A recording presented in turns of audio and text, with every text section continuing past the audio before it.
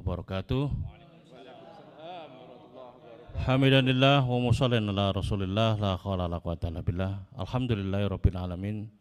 Puji syukur kehadirat Allah Azza wa Jalla yang telah memberikan karunia kenikmatan kepada kita, wabil khusus nikmat iman dan Islam. Salawat serta salam semoga senantiasa tertuju kepada junjungan kita baginda Rasulullah sallallahu alaihi wasallam. Alhamdulillahirabbil alamin. Pada hari Jumat ini tokoh dan ulama Jawa Timur bersama KPAU, Koalisi Persaudaraan dan Advokasi Umat, akan membuat sebuah pernyataan berkaitan dengan penangkapan atas ulama terkait dugaan terorisme yang sangat mengusik nurani kemanusiaan sekaligus bentuk kesewenang-wenangan penuh arogansi kekuasaan. Di sisi yang lain, ajaran Islam, jihad dan khilafah menjadi alamat tuduhan penuh dengan kebencian dan Islamofobia, sehingga merasa perlu dan penting untuk direkontekstualisasi penuh nuansa dekonstruksi dan dari makna syaraknya. Semuanya mengonfirmasi bahwa rejim dan sistem yang saat ini berjalan benar-benar anti-Islam.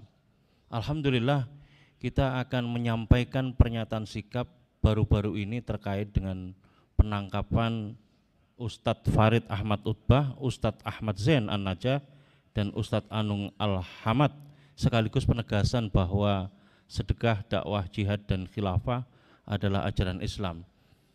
Sebelum pernyataan sikap ini kami sampaikan, kami akan mempersilahkan kepada beberapa tokoh yang hadir di tengah-tengah kita untuk memberikan pandangan seperti apa sebetulnya sikap kita di dalam memahami dan sekaligus mensikapi satu persoalan yang serius terkait dengan keberadaan ulama yang seharusnya ini dihargai dan dihormati sebagai tokoh yang dijadikan referensi dari seluruh persoalan-persoalan yang sekarang ini menjadi persoalan umat Islam.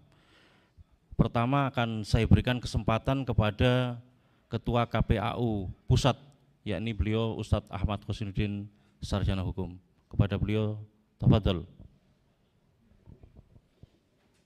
Bismillahirrahmanirrahim. Assalamualaikum warahmatullahi wabarakatuh.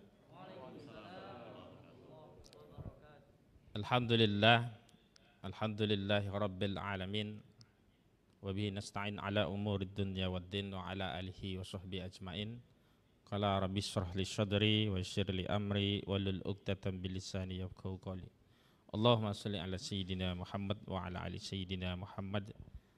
Amma ba'd. Terima kasih kepada Cak Slamet selaku tokoh senior di PKAD, juga tokoh dan ulama yang pada kesempatan hari ini hadir bersama-sama untuk menyampaikan sikap dan pandangan kita sebagai seorang muslim yang dalam hadis baginda Rasulullah sallallahu alaihi wasallam beliau bersabda, al-muslimuna akhul muslim la yaslimuhu wa la yuslimuhu wa la yakhdhulhu. Seorang muslim adalah saudara bagi muslim lainnya, tidak boleh menzolimi, menyakiti, apalagi menyerahkannya kepada musuh. Confirm, kita akui, kita yakini bahwa Ustadz Farid Ahmad Utbah adalah muslim, beliau saudara kita.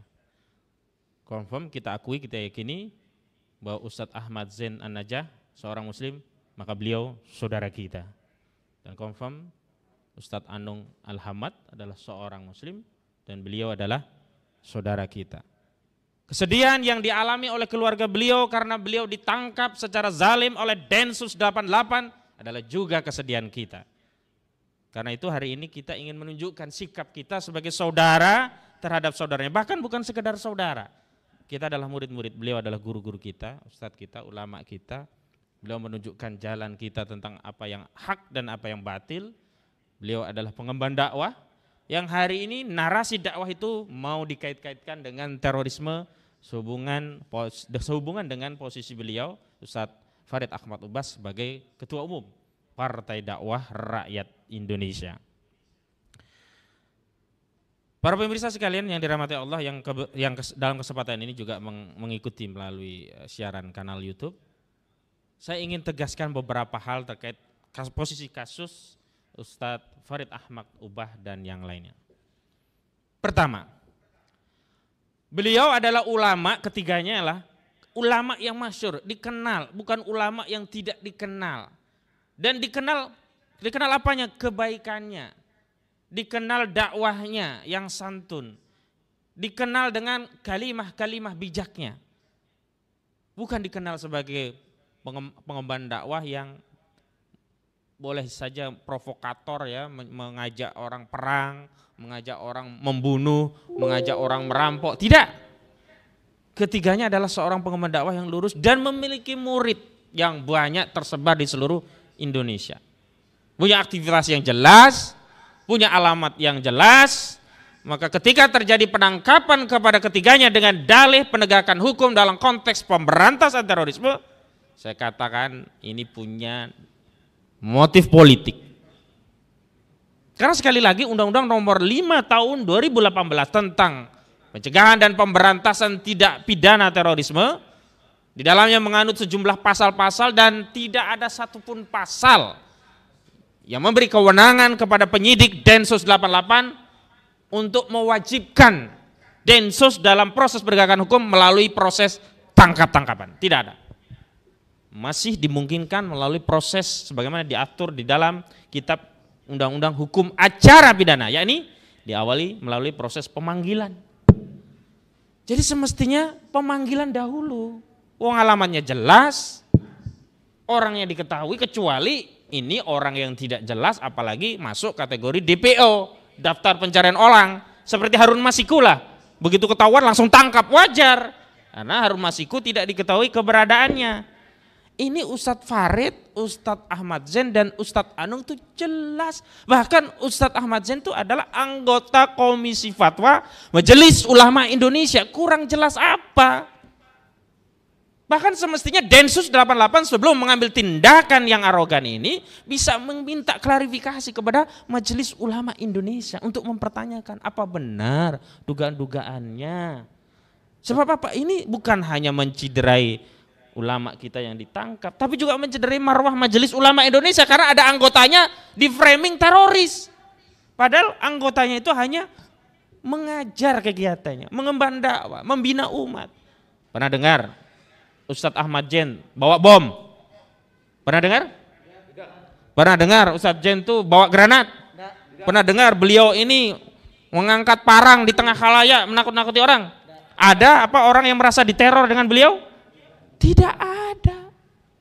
Lalu dari mana legitimasi terorisme yang dilakukan oleh Dr. Ahmad Zain An-Najah, Dr. Anung Al-Hamad dan juga Dr. Farid Ahmad Uqbah. Jadi yang pertama, narasi tangkap menangkap ini lebih pada kuat ada motif politik yang nanti kita bisa urai apa motifnya ketimbang penegakan hukum. Yang kedua, dalam proses penangkapan memang Densus diberi kewenangan untuk menangkap. Tetapi dalam pelaksanaannya dia harus tetap mengikuti prosedur KUHP. Di antara yang paling penting adalah dalam proses penyitaan barang bukti, Densus wajib membuat berita acara penyitaan. Agar diketahui barang-barang apa saja yang disita, agar diketahui pula jika itu tadi nanti tidak terkait tindak pidana yang dituduhkan, maka barang-barang tadi bisa dikembalikan kepada keluarganya. Lah ini semua barang diambil tanpa berita acara. Lalu apa bedanya kelakuan Densus itu dengan perampok?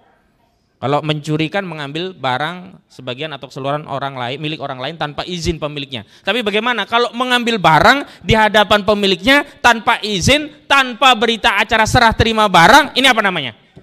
Merampok.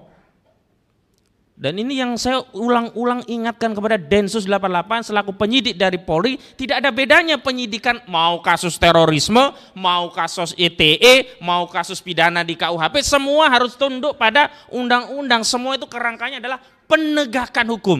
Lain kalau tujuannya ingin melakukan penzaliman. Dan nuansanya justru yang lebih kental adalah bukan penegakan hukum, tapi penzaliman terhadap ulama-ulama kita. Yang ketiga, saya sudah menulis panjang lebar dan dalam satu dialog dengan TV swasta nasional saya sudah tegaskan ini prosedurnya juga tidak menghargai kemuliaan marwah dan keyakinan yang ada di tengah-tengah umat Islam. Jadi Saya sudah sampaikan, istri itu mengakui bahwa masuk ke ruang muslimah pesantren putri dan di sana banyak yang masih tidak menutup aurat. Dalam pengertian bukan telanjang, bukan, tapi tidak pakai kerudung dan sebagainya. Itu juga dalam konteks muslimah itu sesuatu yang harus dijaga. Nah ini Densus tidak memahami keyakinan tadi, atau mungkin bisa jadi tahu dan sengaja ya melakukan penistaan terhadap marwah muslimah, dan ini yang kita tidak terima. Satu muslimah saja pada saat ya Khalifah Al-Mu'tasim Billah itu khalifah mengirim pasukan yang kepalanya ada di Amuriah dan ekornya ada di Baghdad. Ini banyak muslimah. Jadi tidak bisa dengan dalih untuk melakukan penangkapan kemudian melakukan proses-proses yang tidak sesuai prosedur hukum. Tadi di sosmed saya lihat ada narasi yang ingin mendelegitimasi apa yang kita sampaikan dan seolah ingin membela Densus 88. Tapi sepanjang itu bukan dari Densus, kita abaikan. Dan itu bukan pernyataan resmi. Dan kalau ada pernyataan yang berbeda antara Densus 88 dengan keluarga, saya lebih meyakini mempercayai apa yang disampaikan oleh keluarga korban. Yang ketiga, kita tentu tidak ingin ulama atau umat Islam ini terbawa narasi terorisme yang dibawa oleh Densus 88. Karena sampai hari ini itu baru pernyataan sepihak. Dan proses pemeriksaan pun tidak didampingi oleh lawyer. Dan dalam waktu, memang Densus ya di ketentuan pasal 25 punya kewenangan untuk mengamankan orang dalam status terduga teroris 14 hari. Dan kalau belum cukup bisa ditambah 7 hari. Totalnya 21 hari. Tapi sekali lagi, kewenangan tadi tidak boleh kemudian menghilangkan hak keluarga untuk bertemu apalagi advokat. Karena advokat di ketentuan pasal 5 ayat 1 Undang-Undang nomor 18 tahun 2003, advokat itu jelas penegak hukum, sama seperti Densus, sama seperti jaksa, sama seperti hakim. Tidak boleh ada narasi Densus lebih hebat daripada penegak hukum lainnya. Yang selanjutnya, kita harus menunjukkan pilihan posisi berada bersama ulama. Karena kita harus, pertama ya kalau ada musibah yang pertama harus tabayun. Tapi kalau kita lihat kelakuan Densus ini tentu kita lebih berpikir bahwa percaya kepada ulama jauh lebih menenteramkan jiwa kita ketimbang percaya pada narasi yang diedarkan oleh Densus 88, apalagi itu narasi sepihak, belum diuji di pengadilan. Sekarang kita ketahui, apakah ada dalam putusan pengadilan itu seorang terdakwa divonis bebas? Jawabnya ada dan banyak. Itu artinya setiap orang harus ya dianggap tidak bersalah sebelum ada vonis pengadilan. Ini yang disebut dengan asas presumption of innocent. Dan ini yang tidak ada dalam kasus terorisme, seolah-olah kalau orang sudah dituduh teroris, dia layak untuk dihakimi, divonis dan dijatuhkan marwahnya di tengah masyarakat. Saya mau tanya kepada Densus 88 Mabes Polri, apa dasar hukumnya memberikan pernyataan-pernyataan di media? Di KUHP tidak ada pengaturan memerintahkan kepada penyidik untuk mengedarkan hasil penyidikan kepada media, tidak ada. Di Undang-Undang nomor 5 tahun 2018 juga tidak ada. Karena itu semestinya harus menahan diri untuk press conference sebelum ada keputusan yang jelas. Kalaupun ada cukup sifatnya umum. Disebut nama sahabat Abdurrahman bin Auf sebelumnya, dikait-kaitkan dengan sedekah, sekarang dikaitkan dengan dakwah, dikaitkan juga dengan jihad, cerita-cerita di Afghanistan kemudian dikait-kaitkan.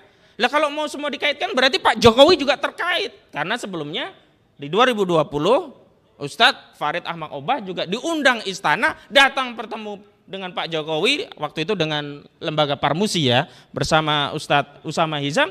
Lalu apakah dengan narasi gathok-mathok itu kita bilang presiden terpapar terorisme?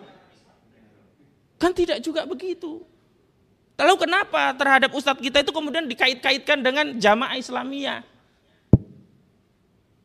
Semestinya tahan dulu.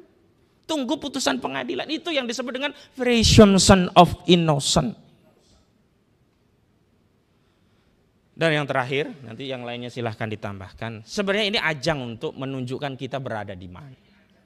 Apakah kita berada bersama ulama, di samping al-haq, atau kita justru ikut narasi, memvonis ulama-ulama kita yang ikhlas, yang berjuang ini dengan stigma-stigma teroris dan kemudian ikut menghakimi baik di kehidupan nyata dan juga di kehidupan sosial media. Maka tadi saya bersyukur, gembira sekali Cak Selamat ternyata sudah banyak gerakan. Awalnya dari Jakarta, tadi di Solo juga melakukan pembelaan. dan besok itu di Banten, ada juga rencana di Tasik, dan mudah-mudahan ini meluas. Karena begini, kalau kita tidak bersikap, nanti ke depan ulama kita yang lain juga akan terus dibeginikan gitu loh. Dan ini yang kita tidak ridho. Tidak ridho. Saya kira itu yang penting untuk saya sampaikan. Mudah-mudahan ini adalah bukti kita di hadapan Allah kelak di akhirat ketika ada saudara muslim kita dizalimi, mereka tidak bertanya kepada kita, aina antum ya muslimun. Tapi kita sudah mengatakan posisi kita berdiri tegak bersama saudara kita yang dizalimi dan menyampaikan al-haq walaupun itu di hadapan penguasa yang zalim, dan insya Allah Allah pasti menolong kita. Takbir. Assalamualaikum warahmatullahi wabarakatuh. Waalaikumsalam warahmatullahi wabarakatuh. Terima kasih jazakallah khairan kepada Ustadz Ahmad Hasinuddin. Saya kira ini memang banyak persoalan yang terkait dengan penanganan atau law of enforcement, penegakan hukum atas terduga teroris. Karena kalau kita lihat rentetan persoalan penangkapan terhadap terduga teroris itu jauh dari prinsip the criminal justice system yang menempatkan proses hukum dengan asas hukum presumption of innocence, praduga tidak bersalah, bahkan juga pelanggaran terhadap prinsip equality before the law kalau kita lihat dalam konteks the crime extraordinary crime yang sama misalnya pada kasus pidana korupsi. Jadi ini benar-benar mengusik nurani kaum muslimin ketika menyasar kepada para ulama, para aktivis dari berbagai rentetan kasus yang menunjukkan bahwa ada persoalan di tingkat law of enforcement, penegakan hukum, dan juga ada persoalan di tingkat legal of frame atau kerangka perundang-undangan yang selama ini jauh dari kritik terhadap substansi maupun proses formil keberadaan legal of frame yang ada. Berikutnya saya akan berikan kesempatan kepada salah seorang tokoh kiai dari Jombang, yakni beliau Kiai Fatoni. Kepada beliau faliyatafadhal maskura. Assalamualaikum warahmatullahi wabarakatuh. Alhamdulilladzi arsala rasulahu bil huda wa dinil haqq liyuzhirahu 'ala ad-dini kullihi wa kafa billahi syahida. Asyhadu an la ilaha illallah wahdahu la syarika lah wa asyhadu anna Muhammadan abduhu wa rasuluh la nabiyya rasul ba'da. Baik para pemirsa sekalian, ini bukan kali yang pertama ulama kita dikriminalisasi, bahkan ditangkap oleh Densus 88. Ini kalau udah hitung tidak terhitung sudah berapa. Dan kita umat Islam juga sudah bersikap. Tetapi waktu demi waktu para ulama, umat Islam dan ajaran Islam selalu menjadi bidikan kriminalisasi oleh rezim ini. Tentu ini kita umat Islam tidak boleh diam. Karena diamnya umat Islam ini menunjukkan persetujuan. Oleh karena itu kita sebagai ulama, sebagai tokoh masyarakat harus memberikan pembelaan kepada ulama kita. Siapa kalau tidak yang membela ulama kita kalau bukan kita umat Islam? Siapa yang berikan penghormatan kepada ulama kita kalau bukan umat Islam? Tentu kita berharap Densus 88 ini sudah ini terakhir kali. Karena kalau ini diterus berulang, maka ini akan menyebabkan presiden buruk terhadap kehidupan berbangsa bernegara kita ini. Bukankah umat Islam yang telah memberikan kontribusi besar terhadap bangsa dan negara ini? Kemerdekaan Indonesia juga atas kontribusi dari para ulama dan umat Islam. Tapi mengapa justru sekarang ini para ulamanya dikriminalisasi? Itu pun masih tuduhan, belum dibuktikan di pengadilan sebagai yang disampaikan oleh Pak Hasinuddin tadi. Ini yang kita patut prihatin atas kejadian yang kesekian kali, ratusan kali mungkin ini. Oleh karena itu maka ini saya berharap ini kali terakhir saja ulama, tokoh Islam dikriminalisasi. Mudah-mudahan ini menjadi pelajaran bagi kita semuanya. Umat Islam harus bersuara, membela, memberikan pembelaan kepada para ulamanya, umat Islam. Agar apa? Kezoliman tidak semakin nyata di tengah mata kita. Mudah-mudahan Allah Subhanahu wa taala memberikan kekuatan pada kita semuanya. Amin, amin. Memberikan kekuatan kepada para ulama kita untuk istiqomah membela agamanya, insyaallah. Wallahu a'lam bishawab. Assalamualaikum warahmatullahi wabarakatuh. Waalaikumsalam warahmatullahi wabarakatuh. Saya kira apa yang disampaikan oleh Fatoni adalah representasi dari aspirasi sebagaimana para ulama di berbagai daerah sekarang yang merasakan hal yang sama sebagaimana yang dirasakan oleh Yai Fatoni. Jadi ini adalah satu aspirasi yang harusnya dilihat dan dijadikan satu masukan untuk bisa benar-benar menghadirkan perasaan adil di tengah-tengah umat Islam yang memiliki kontribusi besar terhadap negeri ini. Nah, berikutnya saya akan berikan kesempatan kepada Yai Abu Inas terakhir mungkin untuk bisa menyampaikan pandangan-pandangannya terkait dengan persoalan yang kita hadapi. Silakan Ustaz Abu. Assalamualaikum warahmatullahi wabarakatuh. Waalaikumsalam warahmatullahi wabarakatuh. Hamidan lillah wa musallian ala rasulillah wa ala alihi wa ashabihi wa mawalah wa la hawla wa la quwata illa billah amma ba'd. Para tokoh yang pada kesempatan kali ini telah hadir, para ulama yang nasihatnya, bimbingannya, tuntunannya senantiasa kita pedomani. Sungguh kita semua merasa terusik dengan sikap adigang adigung yang ditunjukkan orang-orang yang sama sekali tidak punya adab terhadap ulama kaum muslimin. Sungguh dagingnya ulama beracun. Kalau ini diterus-teruskan, maka langit dan bumi tidak akan pernah ridho dengan orang-orang yang tidak punya adab terhadap para ulamanya kaum muslimin. Maka kami berharap ini adalah kejadian terakhir yang ditunjukkan oleh pihak-pihak yang tidak suka dan sebaliknya justru lebih suka bertindak zalim kepada ulama-ulamanya kaum muslimin. Kami para alim ulama di Jawa Timur berharap kezaliman yang semacam ini disudahi, karena dampaknya sungguh sangat mengerikan. Kalau keadilan di muka bumi ini tidak lagi bisa ditunjukkan oleh manusia, maka keadilan Allah yang pasti akan mengatasinya. Akankah orang-orang yang bersikap biadab dan zalim terhadap ulama kaum muslimin ini menunggu azab Allah yang lebih dahsyat? Sungguh kita semua tidak mengharapkan azabnya Allah itu menimpa kita semua. Terima kasih atas kehadiran perhatian para tokoh alim ulama se-Jawa Timur. Mudah-mudahan sikap kita ini tidak hanya didengar oleh pihak-pihak yang ada di atas sana, tapi betul-betul diridhoi oleh Allah Ta'ala, sehingga jeritan hati kita karena kita telah dizalimi, para ulama-ulama kita dizalimi, ini didengar oleh Allah Ta'ala, dibukakan pintu welas asihnya kepada kaum muslimin, sehingga semua ini bisa berakhir. Assalamualaikum warahmatullahi wabarakatuh. Waalaikumsalam warahmatullahi wabarakatuh. Jazakallahu khairan kepada Yai Abu Inas.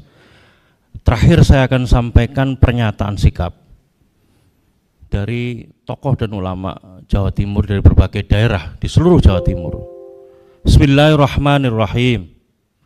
Pernyataan bersama tokoh dan ulama Jawa Timur tentang tuntutan pembebasan Ustadz Farid Ahmad Oqbah, Ustadz Ahmad Zain An-Najah, dan Ustadz Anung Al-Hamad, sekaligus penegasan bahwa sedekah, dakwah, jihad, dan khilafah adalah ajaran Islam.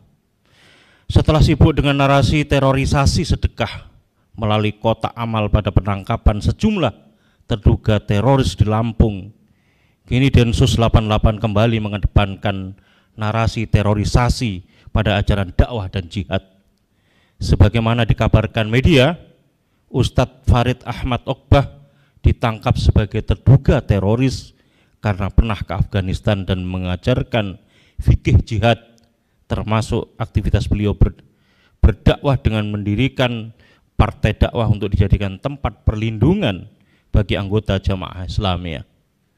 Berkenaan dengan hal itu, maka tokoh dan ulama Jawa Timur dari berbagai daerah dan dari berbagai latar elemen bersama Koalisi Persaudaraan dan Advokasi Umat, Koordinator Wilayah Jawa Timur menyatakan, pertama, menegaskan bahwa aktivitas dakwah yang dilakukan oleh Ustadz Farid Ahmad Ogbah, Ustadz Ahmad Zain An-Najah, dan Ustadz Anung Al-Hamad adalah aktivitas yang dilakukan dalam rangka menjalankan kewajiban yang disyariatkan dalam agama Islam.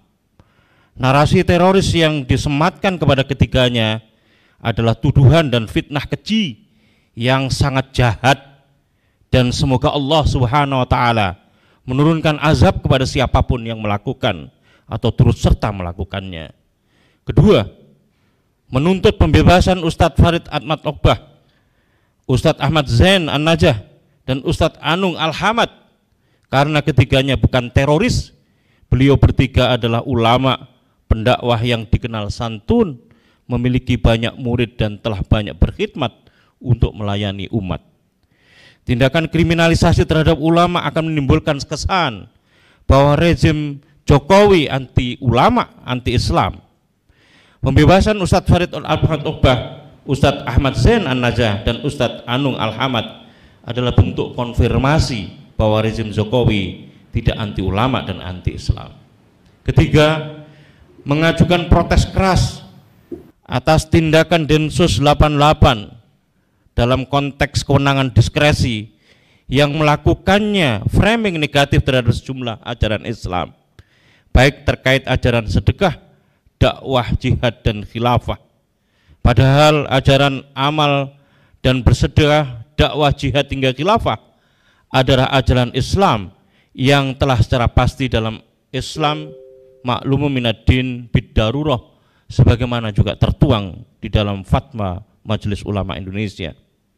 Keempat, memohon dan mengharapkan agar Majelis Ulama Indonesia bertindak dan proaktif untuk membela ajaran Islam dan para ulama yang dikriminalisasi rezim, mengingat lembaga MUI adalah wadah para ulama sehingga memiliki kewajiban sekaligus tanggung jawab untuk bertindak memberikan perlindungan kepada ulama.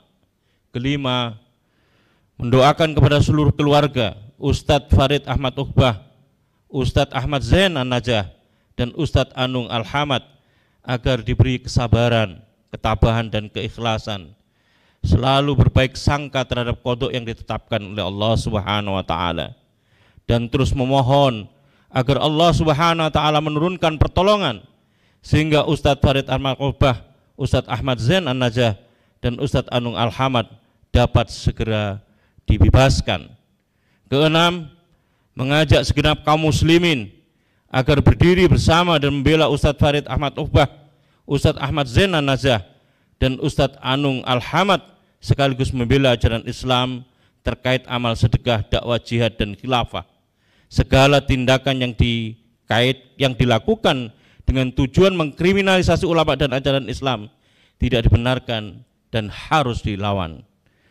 Kepada Allah jualah kita berserah diri dari segala urusan, dan hanya Allah Subhanahu wa taala semata-mata penolong di antara seluruh manusia. Surabaya, 19 November 2021, Koalisi Persaudaraan dan Advokasi Umat Korwil Jawa Timur bersama tokoh dan ulama Jawa Timur dari berbagai elemen dan dari berbagai daerah. Billahi taufiq wal hidayah. Assalamualaikum warahmatullahi wabarakatuh. Takbir! Allahu Akbar! Takbir! Allahu Akbar! Takbir! Allahu Akbar!